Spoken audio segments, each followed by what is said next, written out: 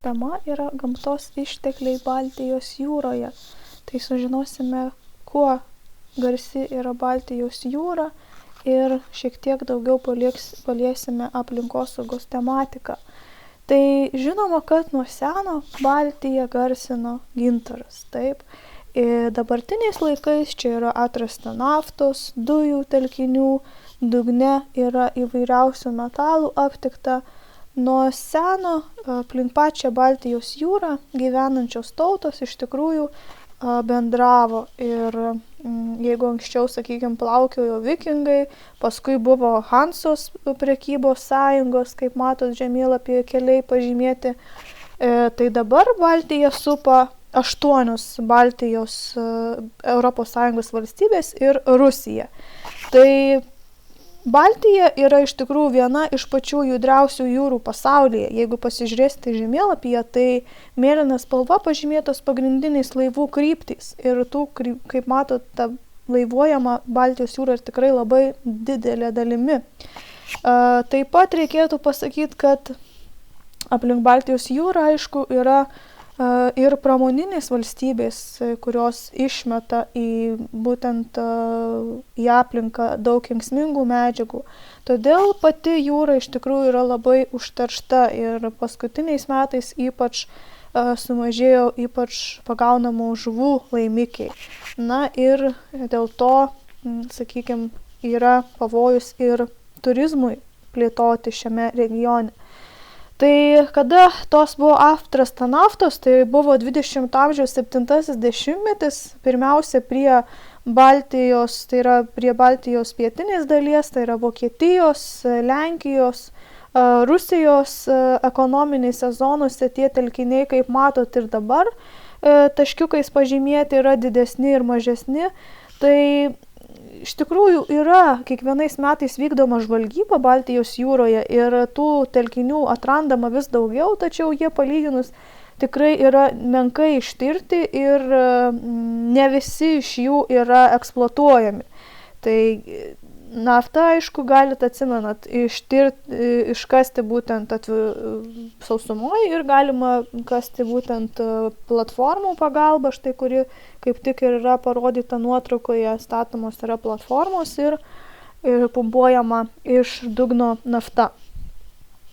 Tai jeigu kalbam apie Lietuvą, tai iš tikrųjų mūsų Lietuvos ekonominiai zonai, kaip matote, irgi yra tų telkinių, kuriuose galėtų būti naftos, tačiau palyginus šitie telkiniai yra labai nedaug ištirti. Arčiausiai Lietuvos esantis eksploatuojamas telkinys yra Rusijos teritorijoje, kaip matot, D6, Lukoil D6 platforma. Jie yra maždaug apie 23 km nuo kranto ir yra palyginus negiliai. Tai yra 30 metrų gylyje, iš 30 metrų gylio yra pumpuojama nafta, tai yra pakankamai geros sąlygos. Na, o jeigu mes pakalbėtume apie, sakykime, naftos eksploatavimą, tai aišku, kad yra rizika, visada yra galimi tie išsiliejimai, sakykime, tose platformose, tanklaiviuose, nes naftos platforma, aišku, veikia ir gamtos sąlygos, ir vėjas, ir audros, aišku, ir jūrų ledas praktiškai. Žinot, kad Baltijos jūra maždaug iki pusės šaltuoju metų laikotarpiu šąla, tai tas pavojus šiaurinėms, sakykime, platformoms yra tikrai didesnis. Na ir aš sakiau, kad tikrai Baltijos jūra yra užteršta jūra, praktiškai viena užterščiausių pasaulyje, todėl kad jinai yra pirmiausia, jinai yra uždara jūra, jinai menkai susijungiasi tais siaurais sąsiauriais per būtent su Šiaurės jūra. Taip pat dėl to tas vanduo negali taip greitai atsinaujinti. Plius, aišku, kad didelis žmonių skaičius gyvena Baltijos jūros baseine, maždaug apie 70 milijonų. Aišku, kad yra daug pramonės įmonių, žemės ūkis vystomas, tai pat žmonės išmeta, ar ne, su savo nuotekomis į upes, paskui tos upės įteka į jūrą, viskas galų gale, na ir teršalai, aišku, patenka į atmosferą, bet su krituliais išlyja taip pat į atmosferą, tai tas ciklas toksai yra uždaras. Na ir čia pagrindiniai būtent tos taršos šaltiniai, kuriuos aš jau ir paminėjau, tai yra pramonės zona, per požeminius vandenis taip pat gali patekti žemės ūkis, miestai, gyvenvietės su savo nuotekomis, transportas, laivyba, intensyvi naftos gavyba, uostų gilinimo darbai, priežiūra taip pat teršia Baltijos jūrą. Na ir taip pat ypač tos komunalinės nuotekos, tikriausiai girdėjau, čia ir su Grigeo skandalas buvo, kad ilgą laiko tarpą būtent į Baltijos jūrą buvo pilami nevalytos nuotekos. Na ir tas pavojus yra įtakos labai didelę daro gyvūnijai, tai yra tie nitratai, fosfatai, kurie patenka į vandenis. Jie skatina dumblių žydėjimą, augimą, kaip tik mes matom, ir ko pasiekoja, aišku, kada jau tie dumbliai pradeda irti, žūsta, tai kas atsitinka? Tam procesui, kad suskaidyti tuos dumblius, reikalingas deguonis. Ir būtent procesų tų dėka taip pat išskiriamas yra nuodingas vandenilio sulfatas. Na ir tose akvatorijose, būtent vandenyje, tiesiog nelieka deguonies ir pradeda tiesiog gaišti gyvūnyje visą, tai yra visos žuvys, visi kiti gyvūnai. Tai yra šitas procesas yra tikrai žalingas būtent gyvūnijai Baltijos jūroje. Taip pat reikėtų pakalbėti ir apie šiukšles. Tikrai Baltijos jūra gal nėra tokia labai jau teršiama šiukšlėmis, į plastikų ypač, bet paimkim, sakykim, arčiausiai dar tokia labiausiai užteršta yra Viduržemio jūra, kurioj pakrantėse tikrai mes galim rasti tokius vaizdus. Ir aišku, kadangi aplink Baltijos jūrą ekonomiškai yra labai stiprios valstybės ir labai daug skiria dėmesio aplinkosaugai, tai mes tokių vaizdų kaip ir nematom, bet kitose pasaulio vietose tikrai tokius paplūdimius galit pamatyti. Na ir plastikas, žinoma, kad jisai kenksmingas yra gyvūnams, žuvims, nes žuvys ir gyvūnai tiesiog jo prisiėda, nesuprasdami, kas tai yra. Taip pat pakliūva į, sakykime, spastus plastiko ir dėl to, ko pasiekoja, aišku, žūva. Kita žala, tai, kaip ir minėjau, jau yra tos naftos išsiliejimai, kaip mato čia pavaizduota nuotrauka yra. Tai žiūrint kokio masto, kokios tos sąlygos tuo metu, aišku, yra galima šiek tiek suvaldyti. Yra būtent specialūs priemonės, kuriomis galima sugauti tą naftą, nes jinai plūduriuoja paviršių, nes yra lengvesnė už vandenį. Bet iš kitos pusės, jeigu gyvūnas ar žuvis pateks į sakykime, tokį telkinį, tai jis žus, aišku, nes apsidengia tą naftos plėvelę ir negali kvėpuoti. Na ir reikėtų prisiminti dar antrą pasaulinį karą, kurio būtent eigoje buvo išmesta ir nuskandinta į Baltijos jūrą labai daug cheminių medžiagų, kelių tūkstančiai tonų. Čia galit pamatyti pagrindinės, sakykime, tas vietas, kuriuose buvo išmetamos tokios talpyklos, aišku, jos yra sandarios, geležinės tikriausiai kažkokios, tai ir tie chemikalai juose yra viduje. Na, bet atsižvelgiant į laiką, praėjo nemažai laiko ir vandenyje vykstančios cheminės reakcijos, jų dėka, aišku, rūdyja tie metalai ir aišku, kad yra didelė tikimybė, kad tie chemikalai gali pasklisti Baltijos jūroje. Na, tai būtų tikrai didžiulė ekologinė katastrofa. Na ir šiek tiek apie turizmą Baltijos jūroje ir rekreaciją. Tai Baltija, nors ir palyginus yra šalta jūra, tačiau vasaros laikotarpiu, tai 3 tie vasaros pas mus mėnesiai ir tikrai pritraukia nemažai poilsiautojų. Na ir labiausiai traukia tie kurortiniai miestai, kurie, sakykime, žavi savo smėlėtais gražiais paplūdimiais. Tai yra būtent tokie turistiniai miestai kaip Sopotas Lenkijoje, kurį matot kaip tik nuotraukoje, ir taip pat ir mūsų Palanga, sakykime, Jūrmala Latvijoje. Šitas vanduo šiltesnis yra tik tais įlankose tokiose didesnėse, kaip Gdansko, kaip Rygos įlankos, sakykime, tai ten palankiausios tos sąlygos plėtoti tokį paplūdimių turizmą. Bet šiaurinėje Baltijos jūros dalyje ten šiek tiek krantų tipai kitokie yra, jeigu atsimenat. Ir čia daugiau jau siūloma tokia aktyvios pramogos, tai yra žvejyba, pavyzdžiui, arba buriavimas, jachtavimas. Na, mūsų Baltijos jūra, tik jos pakrantės tikrai yra žavios ir dėl to jose yra įkurta tikrai nemažai nacionalinių parkų, kur stengiamasi tiesiog tuos natūralius kraštovaizdžius išsaugoti, tą gyvūniją, augaliją vietinį išsaugoti. Na ir čia kaip tik matote Jasmundo nacionalinį parką, kuris yra Vokietijoje, tokie gražus, skardingi krantai, kurie yra saugomi. Na ir mūsų taip pat Kuršių nerijos nacionalinis parkas tikrai traukia nemažai turistų būtent savo gražiomis kopomis. Na, čia mes matom Lenkijoje Volino nacionalinį parką, taip pat tokie klifai kaip ir Rolando kepuriai pas mus panašus saugomi. Švedijos Skulenkogeno nacionalinis parkas, savita augalija. Taip, na, o labiausiai kaip vis tiek daugiausia traukia tie paplūdimiai, sakykime, ir čia daugiausia pajamų gauna tos šalys, kurios turi tos paplūdimius.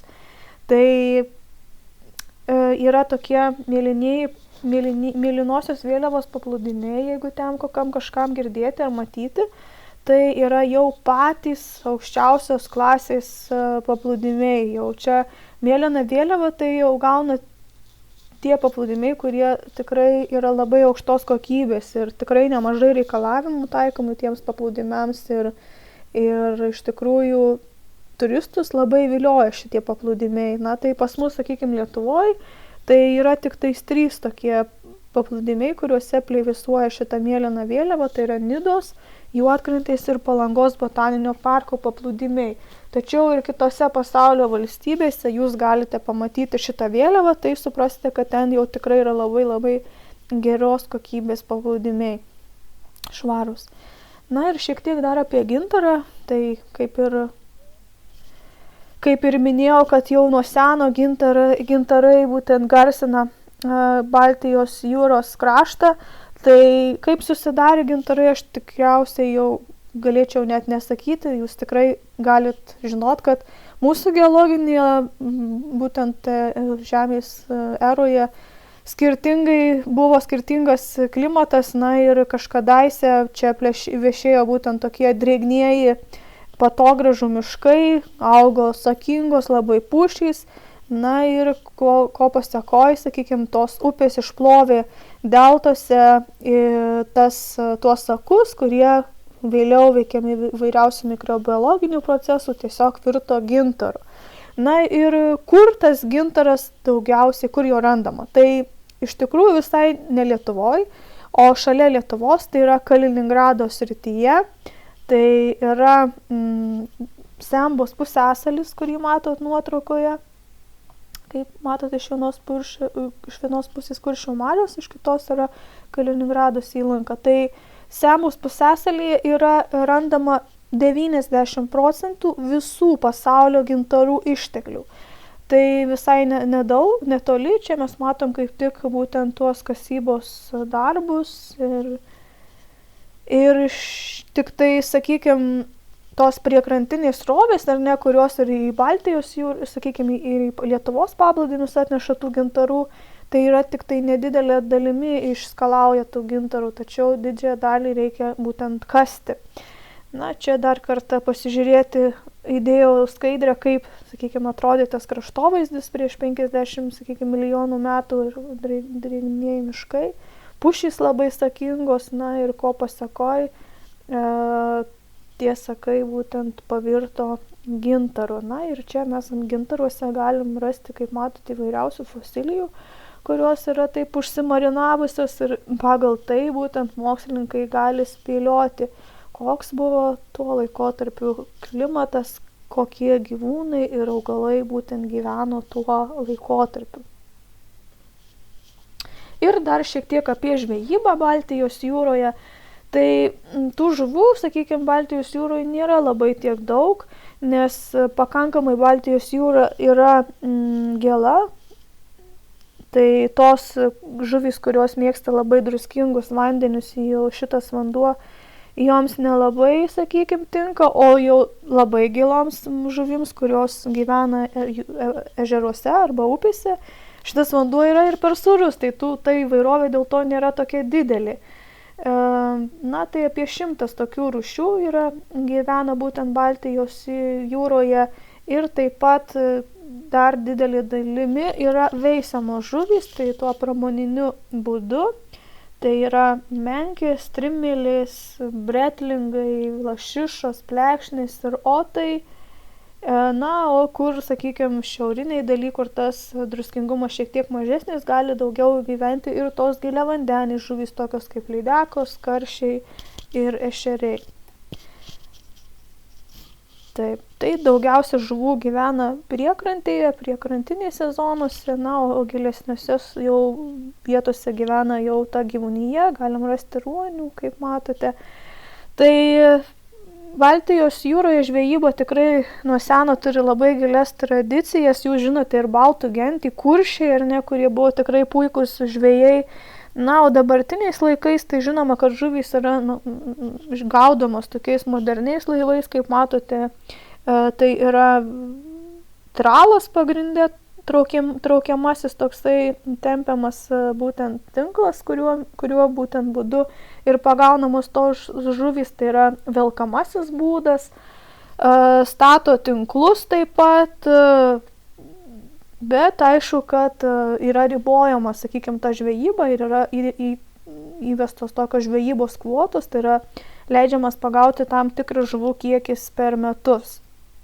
Na ir iš tikrųjų tų žuvų sugaunamų dėl tos pačios klimato kaitos, dėl taršos Baltijos jūroje ir dėl didelės žvejybos labai sumažėjo tų išteklių ir mes labai tai matome, kas atspindi diagramoje. Jeigu čia mes pažiūrėkime 20 amžiaus pabaigoje turime didelius kiekius sugaunamus iki 400 000 tonų, tai dabartiniais laikais vos, sakykime, 30 000 tonų yra sugaunama žuvų.